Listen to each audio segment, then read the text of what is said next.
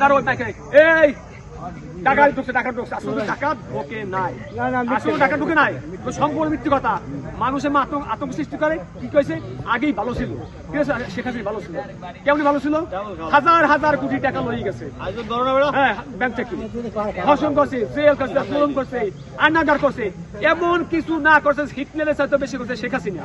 কিন্তু তার লোকজন আগেই ভালো ছিল, অর্থাৎ তার লুট করতেছে না, তারা ধর্ষণ করতে পারতেছে না, তারা চাঁদাবাজি করতে পারতেছে না, তারা ওই ঘাট দখল করতে পারছে না, কোনো কিছু করতে পারতেছে না। বুঝছেন? আপনারা দেশ নেত্রী বেগম খালেদা জিয়ার জন্য দোয়া করবেন, তারা যে জন্য দোয়া করবেন, বিএনপির জন্য দোয়া করবেন, আমাদের জন্য দোয়া করবেন। আজকে এই রমজান মাস, এই রমজান মাসে নবী করিম সাল্লাল্লাহু আলাইহি ওয়াসাল্লাম বলছেন, রমজান মাস পাইয়া যে ব্যক্তি তার গুনাহ মাফ করতে না পারে সে বড় হতভাগা। আপনাদের কাছে আপনারা সবাই দোয়া করবেন।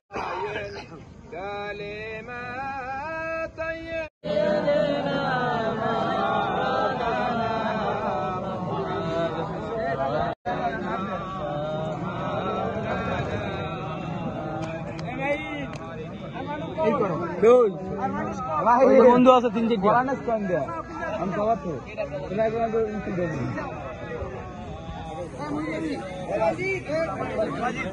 আমি